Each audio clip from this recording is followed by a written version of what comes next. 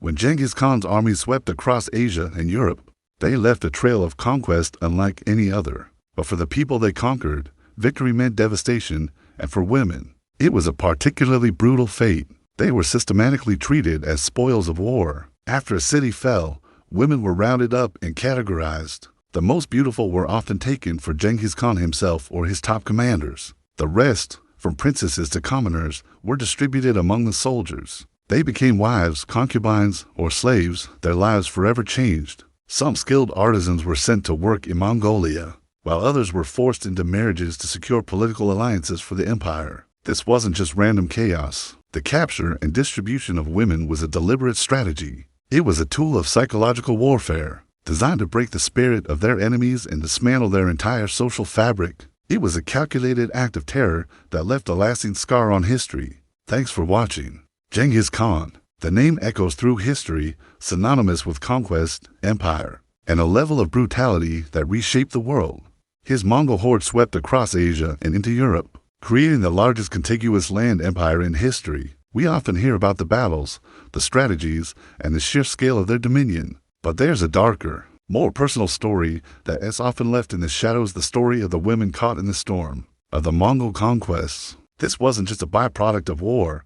It was a systematic, calculated part of the Mongol strategy. Today, we're delving into this harrowing chapter of history to understand the fates of countless women who were considered the spoils of war. When the Mongol armies descended upon a city, a terrifying and methodical process would begin. Resistance was met with annihilation, but even surrender offered no real safety. For the women of the conquered lands, the fall of their city walls was just the beginning of a new and often horrific reality. After a city was taken, Mongol soldiers would systematically round up the population. The men were often executed, especially those who had fought back. The women, however, were seen as a valuable prize. They were a tangible reward for the soldiers, a symbol of victory, and a tool for the expansion and consolidation of the Mongol Empire. This process wasn't random chaos. It was a well-organized system of distribution. At the very top of this pyramid of plunder was Genghis Khan himself. Scouts and officers would identify the most beautiful women, often the wives and daughters of the city's elite, and reserve them for the great Khan and his top commanders. These women were taken to the Khan's personal camp, their fates now tied directly to the will of the most powerful man in their world.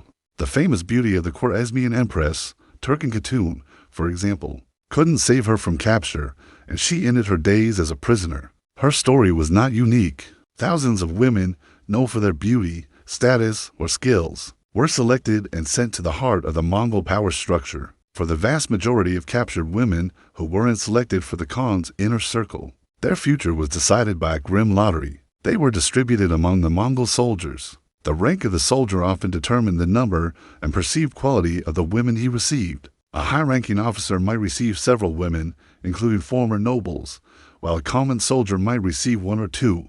This distribution served a crucial purpose for the Mongol war machine. It was a direct incentive for the warriors, a promised reward that fueled their ferocity in battle. For the women, this meant being forcibly taken as wives, concubines, or domestic slaves by the very men who had likely killed their husbands, fathers, and brothers. Once distributed, the paths of these captive women diverged, but few led to freedom. A great many were forced into a life of servitude. They became slaves, responsible for the most grueling domestic chores in the Mongol camps. They cooked, cleaned, tended to livestock, and served their new masters in every conceivable way. This life was harsh and unrelenting.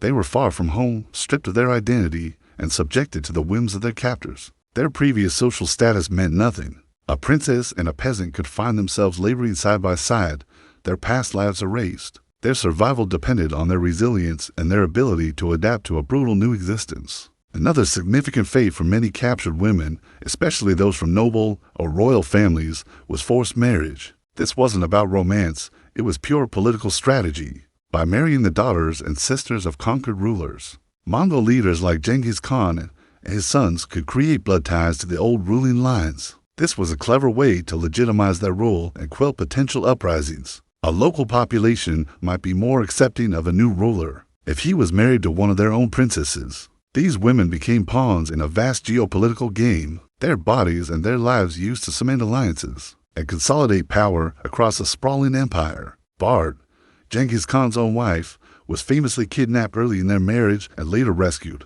giving him a personal understanding of the value and vulnerability of women in this era of conflict. However, not all captured women were destined for domestic servitude or political marriages. The Mongols were pragmatic and recognized the value of specialized skills. Artisans, weavers, embroiderers, and other craftswomen were identified and often spared the worst of the immediate violence. Instead of being distributed to soldiers, they were sent back to the Mongol heartland, to cities like Karakoram. Their skills were put to use for the empire, creating luxury goods, textiles, and other items that enhanced the wealth and prestige of the Mongol court.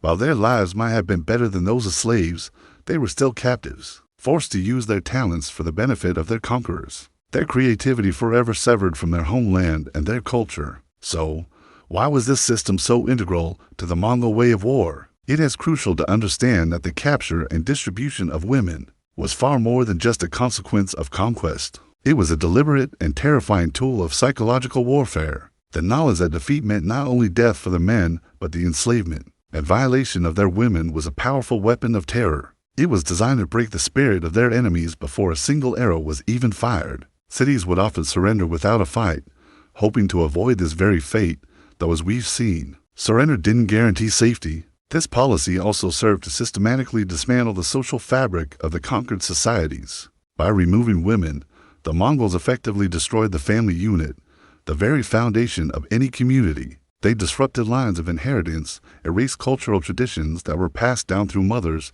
and left behind a traumatized and broken population. With their social structures shattered, the conquered peoples were far less likely to organize and rebel. It was a brutal but effective method of ensuring long-term control. The legacy of this practice was a deep-seated fear that echoed for generations. The stories of the Mongol conquests were passed down, and the fate of the women was always a central, horrifying part of that narrative. It created a psychological scar on the collective memory of entire nations. Looking back, the treatment of women during the Mongol conquests is a stark reminder of the human cost of empire building. It reveals a calculated system where women were commodified, used as rewards, political tools, and instruments of terror. Their stories are a vital part of understanding the true nature of the Mongol Empire, moving beyond the myths of unstoppable warriors to see the profound and lasting suffering that lay in their wake. The voices of these women may have been silenced by history, but the echoes of their fate serve as a powerful testament to the devastating impact of war